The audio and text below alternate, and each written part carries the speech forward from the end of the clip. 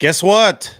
The 49ers play tonight. It's week 2 of the preseason. The preseason home opener. I was walking through Levi's Stadium from the press conference locker room area to the media workroom over the past couple of weeks, and they'd been installing new carpet into the lounges downstairs. Carpet is ready to go. Fans can stream into Levi's Stadium today, and we're going to preview the 49ers and the Saints. This is going to be Brock Purdy and Derek Carr to start the game. I think we're going to see Saints starters for longer than we see the 49ers starters, which San Francisco, I think, will really like because their backups and the guys competing for roster spots are going to have a longer period of time to play against ones from another team. That's good for evaluation purposes. Brock Purdy doesn't need to play against ones all that long. In fact, I talked about Brock Purdy and how long we might expect him to play yesterday. Niners update. Brock Purdy is going to start tomorrow, preseason week 2 against the Saints. We'll talk a little bit about what to expect from him and some of the other 49ers first teamers. First, you might be wondering where I am. That's the epic mural behind me at Sam's East. Yes, that's Anthony Bourdain, and that is Sam. We're right next to Sam's, which is the epic burger. That is the double cheeseburger that Anthony Bourdain said was a top 3 burger in the world. Little tour of Sam's will come right after this, but of course we've got to talk about Purdy and the 49ers tomorrow. Expectations, wouldn't expect many more than 10 snaps for Brock Purdy in this game. In fact, if the first drive is a prolonged one, I don't think that Brock is going to stay in for a second drive. If they go 3 and out, or if they score on a deep touchdown early on in that first drive, then maybe he comes back out for another drive. It will just depend on workload, and then the workload that guys get and the sharpness level that they show and the comfort level that they show against the Saints will probably determine whether or not they play in week 3 of the preseason against the Raiders. Now, normally training camp ends after week 2 of the preseason, then the team starts its dress rehearsal game, which is just a simulation of the regular season in week 3 of the preseason. But because they're going Sunday to Friday, quick turnaround for that game against the Raiders, it's going to be, I think, 2 more preseason practices or 2 more training camp practices in essence for San Francisco. So that's going to be the plan. Anyway, quick look here at Sam's. Emad, who's the owner, gave a little tour of both of these restaurants. So why don't you check this out? Because one of our viewers actually came by and donated 1989 49ers Super Bowl championship newspapers, nice and laminated for the wall, and they are now up in Sam's, which is right next door. Have a look. A viewer of yours came in maybe a few months ago, said he watched us on the channel. You had mentioned Sam's, came in and donated these newspapers, and these are awesome because we already had this kind of panoramic of Candlestick, and this is from the last game at Candlestick. So these newspapers kind of fit exactly kind of what we were trying to achieve here, and this is our homage to the Niners, and we're big fans. I was actually at this game. This is Navarro Bowman crossing the goal line in the final interception against the Falcons. You could see him on the dive. I'm sitting right there under the overhang.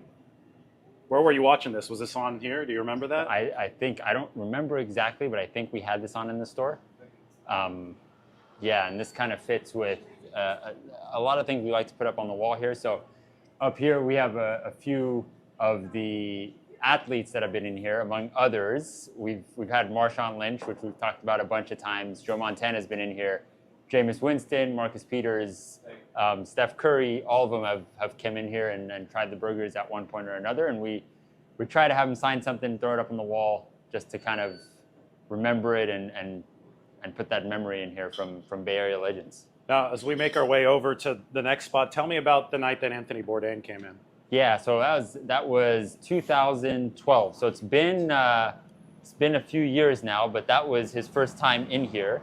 He was filming for a show called The Layover, and the point of The Layover was he was spending 24 hours in one city, and he was trying to tell people, what would you do if you came to any city and you only had 24 hours to eat? Where would you go eat? And we were the late night spot. So if you were to go out and grab a few drinks, and then you wanted to come have a bite after you grab a few drinks, we were one of the spots that he chose. And he called this a top 3 burger in the world. which we were also always kind of well known in San Francisco and in the Bay Area, but Anthony Bourdain kind of put us on the map globally. So now we get people from all over the world coming in and say, hey, we saw you on Bourdain. We want to try one of the top 3 burgers in the world. So we really try and pay as much respect to him as we can. But this mural is in our new place. This is Sam's East, right next door to the original Sam's. And this one serves Middle Eastern pitas and wraps. And first thing we did was this mural. And you see Bourdain right here on the very front of it. And my dad, the original owner, that's Sam, who kind of started next door and started the idea for this whole thing. So we try to pay homage to the 2 people that kind of make this place what it is. What a good addition to our pregame shows out there in North Beach yesterday. There it is, the ribeye steak or the pita. We're going to get some meat and potatoes of the 49ers and the Saints today with starters playing on both sides. Oh, wait. Thought you guys probably wanted to see the burger. There you go. Meat and potatoes, French fries with it as well. Anyway, starters will be playing on both sides for the 49ers and the Saints. And then we're going to see the debut of different 49ers, second-year guy, the rookie, Darrell Luter Jr. He was out with an injury. It wasn't a big one. Last year, he had a more serious injury that kept him out for essentially the first half of the season and training camp. It was suffered in OTAs. But you could see Darrell Luter Jr. there. This is the article from Matt Barrows. It's up in the Athletic previewing what to look for in this preseason game. He's going to be making his preseason debut. And we saw Luter down the stretch of the season as a special teams guy last year. Obviously, there was the very unfortunate play in the Super Bowl where the punt hit his leg. I think that fans are more excited to talk about the future with Darrell Luter Jr. and what he can bring to the cornerback position, because this should be viewed as a big picture, multi-year plan at cornerback that the 49ers are executing right now. I could show you this in terms of their depth chart. It is a short-term, long-term thing. Obviously, for the short term, they've got veterans that are very good players. Charvarius Ward, Isaac Yiadom, who is going to be back, I think, from the ankle injury this week, but unfortunately, he's not going to get the start against his former team. He delivered a very good season for the Saints last year. And Diamador Lenore. You also have Rock Yassin, who you've picked up. You have Renardo Green, who is impressing the 49ers here early in his NFL career. So the top line of guys, though, all these guys are on one-year deals plus Rock Yassin. Renardo Green is a draft pick who's going to be around for at least 4 years under contract with the 49ers. So you look at the future. If you can't re-sign Demo, if you can't re-sign Charvarius Ward, if you can't re-sign Yiadom, or you can't re-sign any a combination of those 3, then you've got guys waiting in the wings who you need to develop now. And that's why watching a game like tonight's with Derek Carr and the first-team offense for the Saints expected to go for quite a bit of the game, that's why this is such a good opportunity for the 49ers to develop and evaluate. Darrell Luter Jr., Ambry Thomas obviously not playing, so that puts him even further up into the pecking order. Samuel Womack and Renardo Green. I'm really excited to see those 3 cornerbacks for the 49ers. I think that might be one of the critical things to watch in this game. Matt obviously agreed with me in his article up on Athletic. You could take a look at Darrell Luter Jr. in that picture there. He's a long corner, a strong. He's got, I think, even a little bit more than wiry strength. I think he could be really rigid with that strength, but he could also move well. I mean, he could bend his body. Has the long arms, the wingspan that you like to see at that cornerback position. We've already seen a couple interceptions from him during training camp, and they haven't been gimme interceptions either. He's gone up and gotten the football for San Francisco. So key here is that Derek Carr is going to play longer than Brock Purdy. You heard me talking about the Purdy plan, probably only about 10 plays, not going to be much more than that. On the other side, you've got Clint Kubiak, who was formerly with the 49ers as their pass game architect.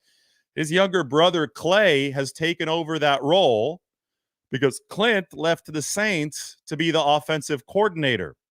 Clay, by the way, called the plays for the 49ers instead of Kyle Shanahan last week against the Tennessee Titans. Shanahan's going to retake the play calling tonight, but Clint Kubiak, his former lieutenant, is going to be on the other side, and he's going to be calling plays that are going to try to strain this 49ers defense. Now, you don't really game plan in full for the preseason. Maybe for week 3, that'll be a little bit of game planning in there because it's the dress rehearsal for a lot of teams next week. Although I think the 49ers might be doing that a little bit differently this time around since it's just such a quick turnaround to that Raiders game in week 3. But you're not really running adjustments and counter adjustments. Some teams actually do that in joint practices. The 49ers don't. It's usually bad teams that try to make the joint practice seem better than it actually is. But anyway, you're not taking this as seriously as week 1 in terms of trying to win the game. You're trying to install things and you're trying to test things out. But I still think that having the ones for the Saints in there for a longer period of time against guys like Luter, against guys like the defensive tackles behind Kalia Davis, because Kalia Davis got hurt last week, who are the 49ers going to run in those depth defensive tackle roles? I think that's all important and significant evaluation and preparation work for the 49ers, which is going to be happening tonight. So speaking of Kalia Davis, why don't we go back to the 49ers roster and take a look at what they might do at the defensive tackle position. So here we go to the roster. Davis is out for half the year for San Francisco. So as you can see here, Kalia was, I've shifted him back because they haven't officially put him on injured reserve yet. They can't do that to allow him to return this year until right before the cut down. They've got 2 return designations. It's a new rule this year. So he's still on the 90-man. They've signed Nick Williams. I used to have Kalia Davis in the Nick Williams spot right here. I know some of you have requested I zoom in on these because you're watching on your phone. So here you go. You could look at the defensive line room zoomed in. Collins and Hargrave at the top. You know, you probably see some starters for the 49ers, not all of them, but a couple starters for the 49ers. Elliott and Givens behind them. And then what do they do past that? Because Kalia Davis was set for a role rotationally on this football team. He was playing really well, had a really good game against the Tennessee Titans. Well, you've got Nick Williams as defensive tackle coming over from the Chargers, but he's a 34-year-old. He's weathered a lot of snaps. I think they've got to get him ready to play within the course of this system. But other guys will have an opportunity since they've been with the 49ers longer. So that's why I'm scrolling to the right. Evan Anderson is the undrafted free agent out of Florida Atlantic. T.Y. McGill, probably a practice squad guy. He gives you a certain floor that you're comfortable with. And then Shaquille Brown, who was the tryout player, really strong player that the 49ers signed this offseason after a tryout. So Brown, Anderson, Williams, McGill, all these guys competing for some playing time in that former Kalia Davis spot. And then once Kalia Davis is able to come back, the 49ers estimate that's going to be about halfway through the season. Then you could start talking about how they're going to reshuffle things. But at that point, you're probably dealing with injuries elsewhere, guys banged up elsewhere. So it's all kind of a battle of attrition over the course of this season, and you're not all too worried about being too deep at any one spot, especially the 49ers, who have suffered from a lot of injuries along that interior defensive line over the years. What do we want to see from Brock Purdy today? Why don't we talk about that a little bit? Because obviously Aiyuk is not back yet. We'll see how he watches the game today. Is he going to be sitting on the sideline? Because he didn't travel to Tennessee last week. I'm guessing he'll be standing on the sideline. Technically they say that his back is sore, but I think that's just a technicality to help facilitate the holdout without fines. Guys who are hurt, sometimes they're up in a box, which is up near where we're sitting, near the press box, but it's only if you're too hurt to be able to stand on the sideline safely. So I don't know how they're going to handle that technicality with Brandon Aiyuk, but it'll be interesting to have the TV cameras at some point, I'm sure, find him in the stadium, capture him, see what's going on there. No updates for you right now. I'm just saying that Brandon Aiyuk's probably going to be in the stadium tonight. 49ers, the question is, when do they put their foot down? When is like real deadline pressure coming from the 49ers in terms of, okay, we're going to try to play some hardball here and threaten to fine you, conduct detrimental to the team. That's if Brandon Aiyuk is on the 49ers bad side. I think right now things that seem to be going a little bit better in the negotiations, but they could do that. And Mike Silver actually wrote about it the other day. He was wondering when the 49ers, bring out the more serious discipline. The problem is that Mike asked Kyle Shanahan about it the other day, And Shanahan said, I'm probably not going to play that game because he's seen how it goes before. With Jalen Ramsey in Jacksonville, Ramsey just kept on saying that his back hurt, and that was his way to avoid fines or having to play or any of those things. So at the end of the day, the players have a lot of recourse in these situations to just kind of be able to stay on the sidelines, and it's a dicey game, as Kyle Shanahan said. So I don't think that the 49ers are at the point yet where they're taking off the gloves. I was wondering if that was going to happen before the Tennessee game, but instead it seems that they started to make progress again in contract negotiations. And as long as they feel that solid progress is being made and they're close to getting Brandon Aiyuk back out there within the next few days, I think there's not going to be any escalation from the 49ers. They've got about 3 weeks until the start of the regular season. I've always said that around that Saints joint practice window and the game against the Saints, that's when the flip could switch in terms of urgency for both Brandon Aiyuk and Trent Williams. So that's all, undercurrent of watching this game tonight. Obviously, we're focusing on the players on the field, but it's also important because this is all in the name of the 49ers getting ready for the 2024 regular season. It's also important to acknowledge who is not out on the field for San Francisco. And speaking of Williams, he's going to be ahead of Brock Purdy at left tackle once he does come back this season.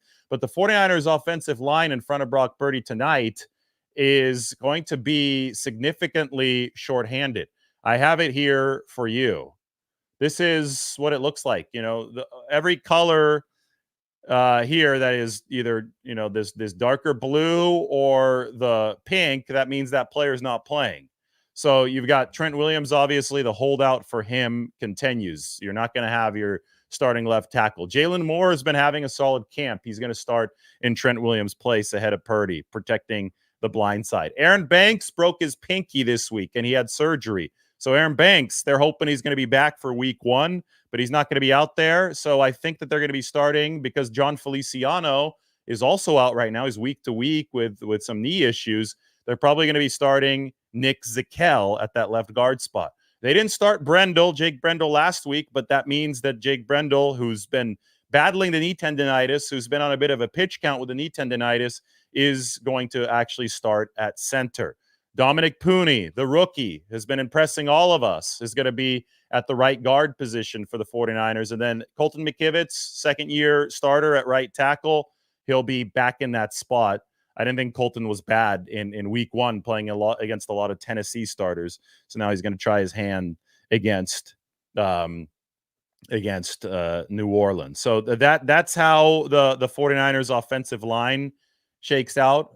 Last week they had Chris Hubbard starting at that left tackle spot instead of Jalen Moore, but I would think that we see Jalen Moore back out there today. You don't have Burford back yet. You don't have Feliciano back yet. Ben Barch over here, one of the contenders for a top interior offensive line spot, has been dealing with knee soreness. As you can see, there's a lot of issues right now. I think that they're all projected to be resolved by week 1. That includes Williams, and that includes the guys that are hurt. But the issues are there regardless. And it's something that the 49ers will have to spin into their advantage right now to use this for evaluation purposes and really, really work and hope that it is resolved by week 1, because this is a big deal along the offensive line. Now, I will say that watching these young guys has been really interesting. You got Jarrett Kingston, who had a good first game against the Titans, didn't give up a single pressure, kind of like Dominic Puni. And then you have Drake Nugent, who I don't think played quite as well for the 49ers against the Tennessee Titans, including the false start that he had there at the end that hurt them before the final Hail Mary attempt. And Nugent, it's tough for him. I think that he was a center at the college level who was strong enough to get it done against college defenders, but he is a little bit undersized. The arms are a little bit shorter. And in some of these one-on-ones that we've seen recently, it has been a little bit more of a struggle for Drake Nugent, the Stanford and then the Michigan product coming out of college. So that's a developmental guy. He's somebody that the 49ers are working on behind the scenes. If all goes well here over the last 2 preseason games, Nugent's probably a practice squad player for San Francisco. and then they could figure out, if he can become a center that plays more for them in 2025 and beyond. So we talked about Luter. We've talked about Brock Purdy. We've talked about Aiyuk. We've talked about Trent Williams. Only some of those guys that I just listed are actually going to play. And we've obviously talked about the O-line. How about the rest of the quarterback position? Because obviously Josh Dobbs and Brandon Allen saw extensive action last week against the Tennessee Titans. I would expect both of them to play it again today. And this right here, week 2 of the preseason, this is where Brock Purdy impressed the 49ers back in 2022 against the Minnesota Vikings. Really splashed onto the scene with his performance against the Vikings. And he ended up beating out Nate Sudfeld in the preseason that year, to the point where the guarantee that the 49ers gave Nate Sudfeld, what was that, a couple $1 million? I mean, there was significant dead money that the 49ers swallowed that year because Purdy was able to impress them so much in the preseason. Well, you've got Tanner Mordecai now with a similar opportunity. Now, I wouldn't hold my breath regarding Mordecai based on what I've seen so far at practice. There was the other day he had 3 throws and 2 of them were interceptions, a couple of woeful underthrows. That being said, I don't count anybody out because of a practice, because I know that certain guys are just gamers. Certain guys will need that in-game opportunity to flip the switch. And I do think that Mordecai has a strong arm. I think that we've seen that. I think that he needs to get himself into better position to use that arm. He was kind of throwing on the run, fading away on a couple of those interceptions, pressure right in his face. I mean, it's all about the setup for a quarterback before he can even get to the point where he's firing downfield. So Tanner Mordecai needs to show a little bit more comfort if he does enter in his first NFL preseason action today. As far as Allen and Dobbs, my prediction there is that the 49ers go with Josh Dobbs as the 2, as long as he can continue minimizing mistakes, just because there's more upside. Guys around the league are inevitably going to be getting hurt. We've already seen J.J. McCarthy go down in Minnesota. Josh Dobbs is a guy who's already gotten big-time interest from teams around the league as a backup that they want to bring in over the course of the regular season. So if you leave him as the 3 and he's on the practice squad, even though the 3 can be your emergency third quarterback now on game days, you are leaving Josh Dobbs open to be poached by other teams. Obviously, the backup quarterback situation for the 49ers is not as good as it was last year. They were very blessed to have Sam Darnold as the backup last year. He's now going to be the starter in Minnesota with J.J. McCarthy out. So you've already downgraded a bit at backup because you weren't able to pay Sam Darnold $10 million, which is what he made with the Minnesota Vikings. So you're going to want to make sure you maintain some upside there. And Josh Dobbs definitely has some physical upside. I think he could be a violent thrower. We saw some of those nice deep out connections for him against the Tennessee Titans, and he could run a little bit, which I think the 49ers like, because Brock Purdy can be a mobile guy. Tanner Mordecai's a mobile guy. The only guy out of the 4 in the quarterback room that's not particularly mobile is actually Brandon Allen. Now, Allen, he's probably more polished, especially within the context of the system, than Josh Dobbs. But since that third quarterback on the practice squad can be your emergency third during a game, because of that rule change that the 49ers really, really welcomed after the NFC Championship game disaster in Philadelphia, I think that solves the problem for San Francisco. So unless Tanner Mordecai makes a wild move over the course of the next 2 preseason games, I think your QB room is going to be a QB room of 3 over the course of the regular season, and it's going to be Purdy. It's going to be Dobbs at the 2 on the 53-man roster, and then Allen on the practice squad.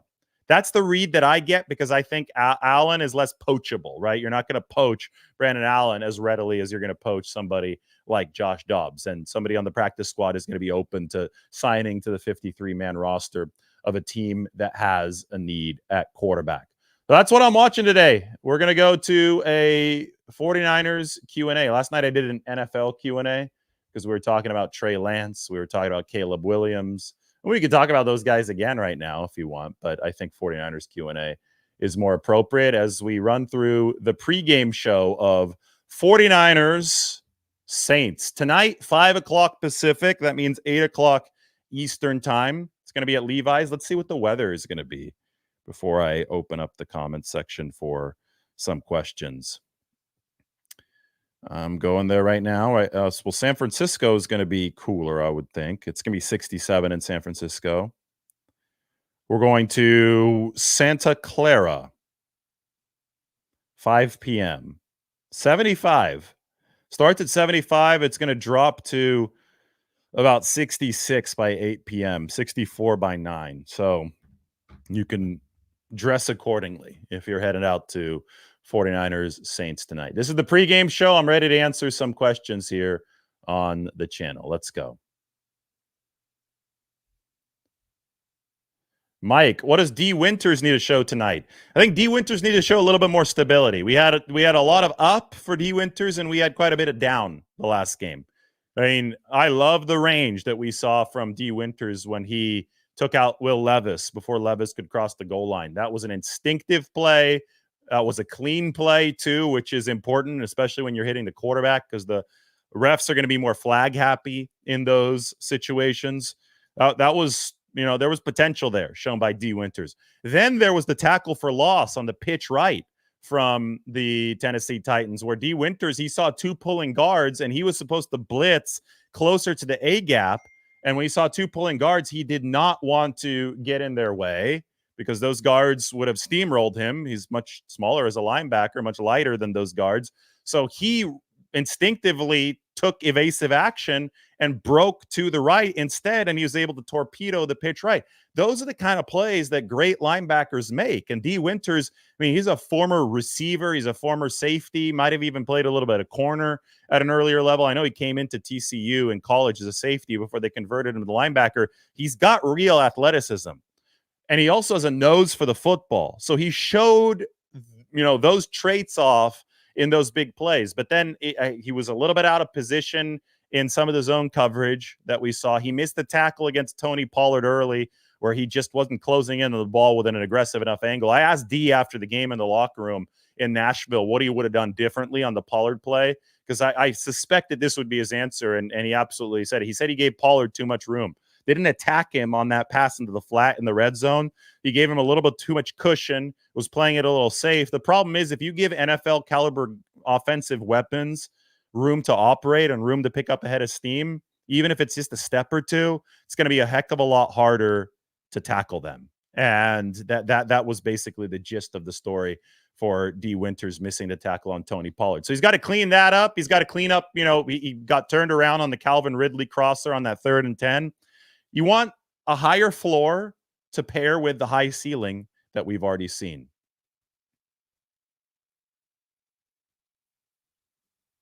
Any concerns about who's going to be the punt and kickoff returner? Well, there's always concerns about spots that have caused some trouble for the 49ers in the past.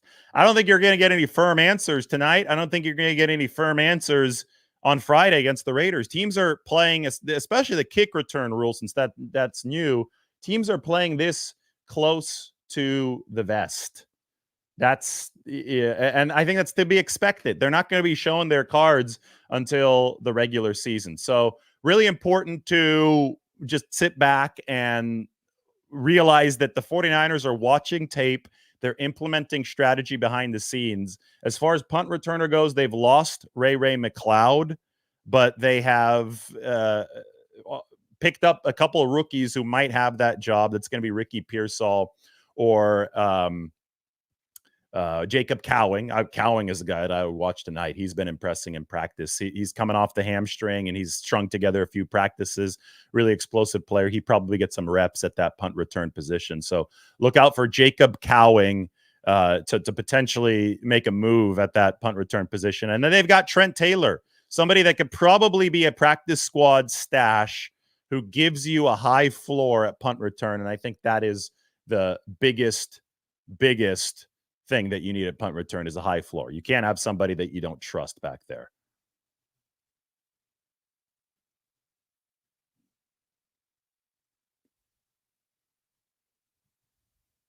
Ray asks, who will be the 3rd cornerback as of right now?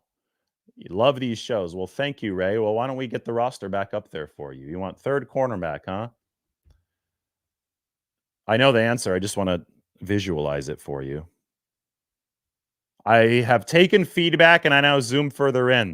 You can give me a thumbs up if you think that this helps you. with the roster. Third corner. Ward, Lenore, Yadam. Now, Yadam's been out for a little bit with the ankle, so obviously he needs to get back. But I think that, and it's fitting that we're talking about Isaac Yadam because he had such a good season with the Saints last year, which earned him his contract with the 49ers. So Ward, Yadam, Lenore, those are your three, not necessarily in that order. The top two are Ward and Lenore. Yadam plays outside after Lenore kicks into nickel. Yes, the 49ers will play Lenore at nickel. I think nickel is such an important position for this football team. Given you need a physical guy in there and you need a guy who can also cover, which is a tough combination to reach. So to have a player that can do both, especially with Brandon Staley helping scheme things up now, and he loves moving corners around and he's going to ask a lot out of his defensive backs, you need a star player at that nickelback slot. Listen, Cooper Kupp is one of the best slots in the game. One of the best wideouts in the game. Let's put it that way. He lines up in the slot 66% of the time.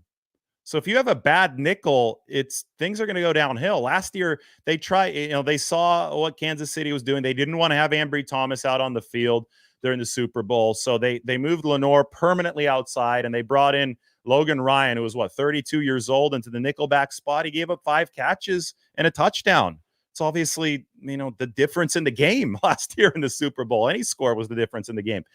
I think they realized we need to have good enough outside corner depth so that Lenore can play nickel when we need him to.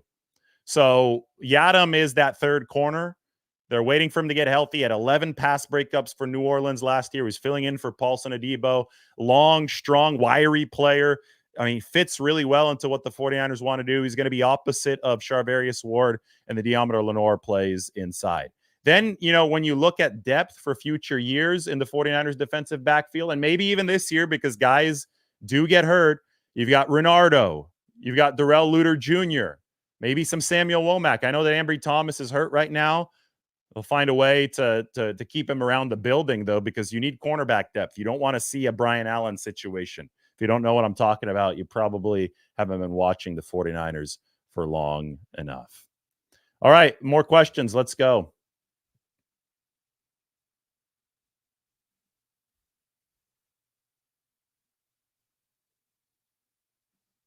I'm aiming for 100,000 subscribers by December 2024. Hell, even sooner than then. I think we got the most subscribers out of any channel now, so I feel that 100,000 would be fitting by December. I mean, it's August right now. We got a lot of time. Yeah, let's do that. All right. Did you just call Purdy Purdue? Somebody called Purdy Purdue. I'm not going to put you on blast. You got to spell Brock Purdy's name right if I'm going to put your question up on the screen, though. Come on now.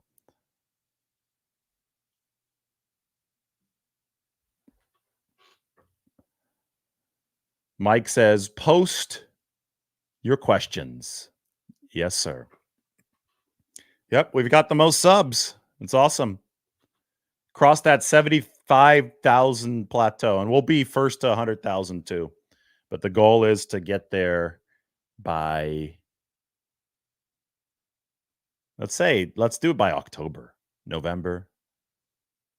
Might be a little bit ambitious. Here's Ross. He says, my bad, Purdy. He spelled Purdy right. So his question was, I'm just giving you a hard time. His question was, anything concern you from Purdy with those couple of runs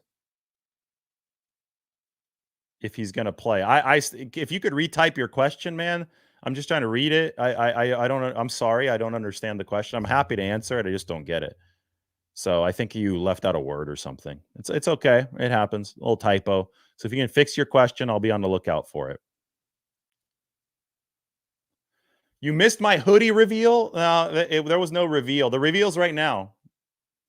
I believe this is from, this was given to me yesterday. San Francisco Fire Department, station number 18.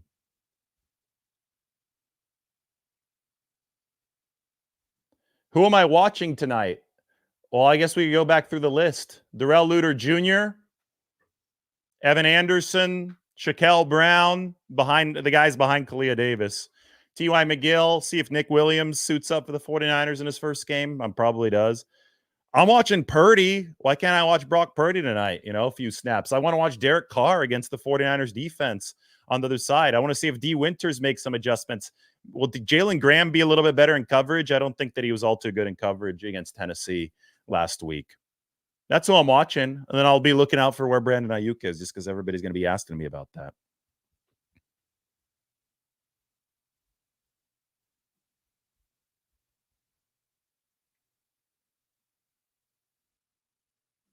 Should the 49ers have drafted more linemen? They drafted 2. They drafted Dominic Pooney and Jarrett Kingston. So no, why? Just draft linemen so you have guys that you can cut on August 30th? That doesn't make much sense. You draft guys who you think have a good chance of making your team. It's not easy to add on to an already loaded roster. So I think what the 49ers did is they targeted very specific guys who they thought could make their offensive line better immediately. And to be honest, it looks like they might have done a good job. It looks like Dominic Pooney is on track to start at the right guard position and perhaps even improve their pass protection there. So you don't just draft to draft. You have to draft to find players who are actually going to be able to contribute for your football team.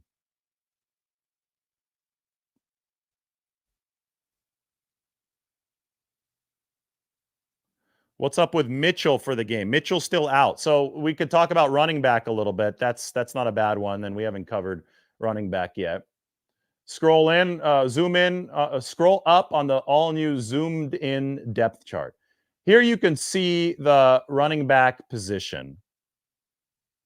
And it has a lot of pink in it, which means that McCaffrey is out, probably back next week. Mitchell with a hamstring, I would think, back next week. Guerendo, hamstring, maybe back next week as well. We haven't gotten a firm update on him. He had a worse hamstring injury than the other guys. And Patrick Taylor Jr. has a foot injury.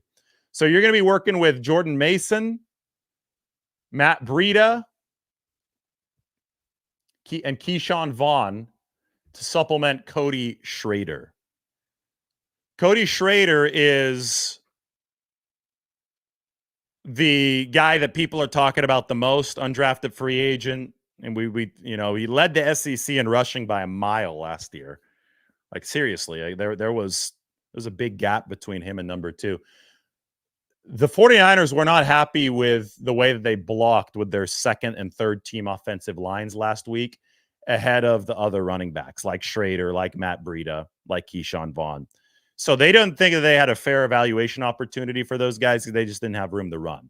When Mason was in there, they blocked better. That was the first team line, at least who was available. I think 3 of the 5 first teamers were in there. No, there was no Brendel and there was no Trent Williams in that line. So, and Mason ran well. I'm not taking anything away from Mason. I just think that there were more opportunities for Mason than there were for the other running backs. So the 49ers are going to hope that they have some better run blocking in front of the other backs this week.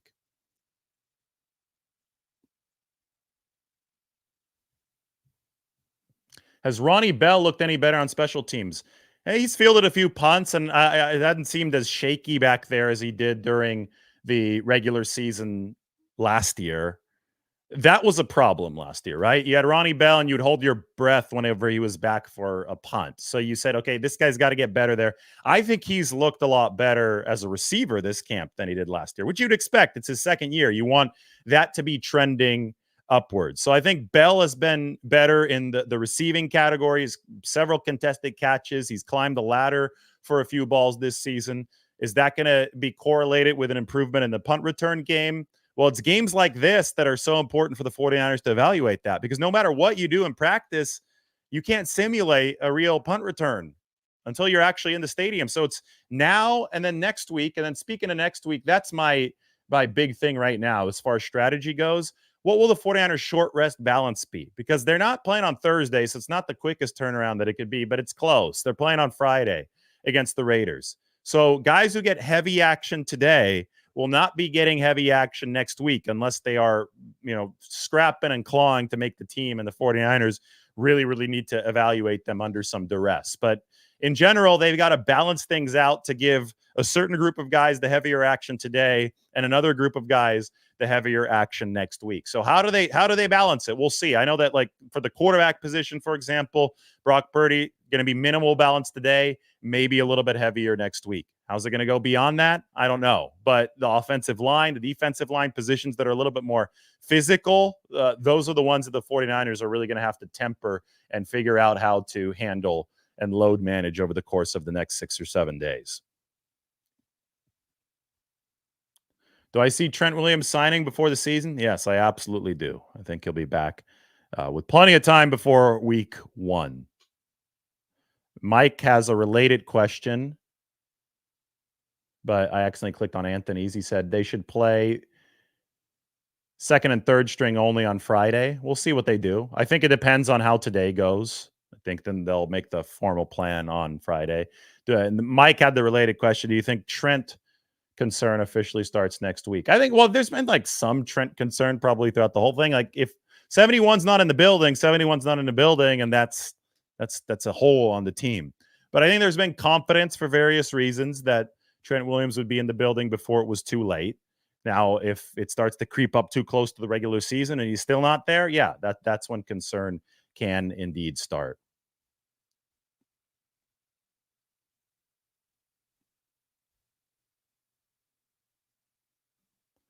Latu hasn't even had a good camp, says Daniel. I would disagree with that.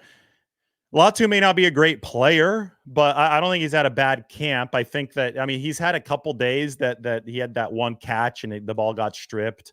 Might have had one drop, but I mean, compared to last year, it was a boatload of drops for Cam Latu. I mean, it was ugly last year, and then he went on IR with a knee surgery. I think this season is, he's shown surer hands, and he's got the frame to be a really, really good blocker.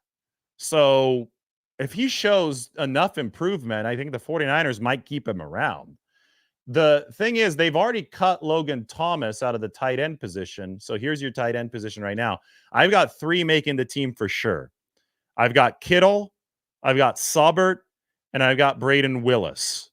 3 making it for sure. And they've had 4 make the 53-man roster in the past. So how does that work with the 4th spot? Is it Latu? I don't think it's Mason Pline. I think he's more of a practice squad player. I think he's raw. Or is it Jake Tonjes? And Tonjes impressed us last week. Had a good preseason game. He's impressed us at practice. He's been the backup fullback. So I think that you should watch Tonjes and Latu closely in this game today, because I would think that the 49ers run this like a meritocracy. Latu, just because he was a 3rd-round pick 2 seasons ago, is not guaranteed a spot on that 53-man roster. All right, guys. Went about 43 minutes. That's your preview for 49ers Saints, the pregame show. Went through a lot of stuff. Oh, we'll finish out with the Brandon Aiyuk thoughts. Why don't we go to this, and then we'll talk to you after.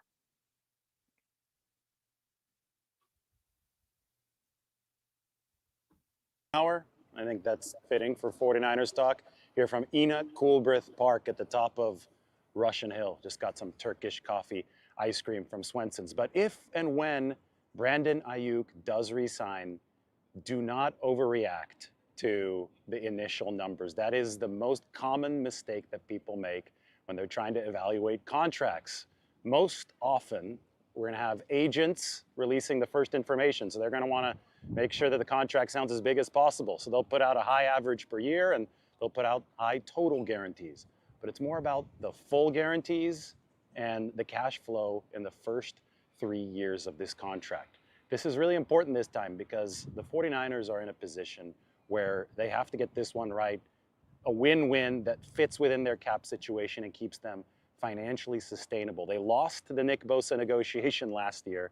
They've got the Brock Purdy negotiation next year. If you don't want to hit cap hell, if you don't want to have to blow up the roster or have to cut guys that you don't want to cut to fit Brock Purdy next season, this Brandon Aiyuk deal has to be structured in a way that fits into the larger piece of what the 49ers are doing. I call it financial Tetris. So my advice is, if and when this happens, be sure that you wait a little bit before you overreact. Be sure that you wait until, I'll report it when the money comes out a little bit later. Fully guaranteed money structure. mark my words, my projection is that Brandon Aiyuk's cap hit, $14.1 million this year. I think the 49ers can actually lower it to about $8 million this year, based on the contract structure they've been using. And what they're going to do is you take a signing bonus, fully guaranteed money, and that money against the cap can actually be prorated, stretched out over 5 years. And then you could take guaranteed option bonuses that kick in the year later, and those can stretch out for up to 5 years. You can add void years to the deal to make that happen. It's all complicated finances. That, by the way, behind me, illuminated in sunlight, it's the financial district. You could see the Transamerica Pyramid. I think they're coming up with a rooftop bar back on top of the Transamerica Pyramid right now. New owner for the building. Maybe we'll have to do a lunch with Lombardi from there. 49ers report from there. But anyway, they crunch all those numbers back there, and the 49ers are going to try to make it work. And I think they actually can make it work in good fashion with Brandon Aiyuk. So do not overreact to those initial numbers. That is my biggest advice right now as we're waiting for a deal to happen between San Francisco and Brandon Aiyuk. All right, thought we'd finish it off with some Brandon Aiyuk update talk. Seriously, though, be ready for that because this deal could come through at any time. And if it does, when you go get some Turkish coffee ice cream from Swenson's, not bad over there. Brandon Aiyuk update to finish things off. We'll talk to you guys very soon. That's the 49ers Saints pregame show. Games at 5 tonight. Maybe I have a little bit of content before then. So we'll talk to you guys then.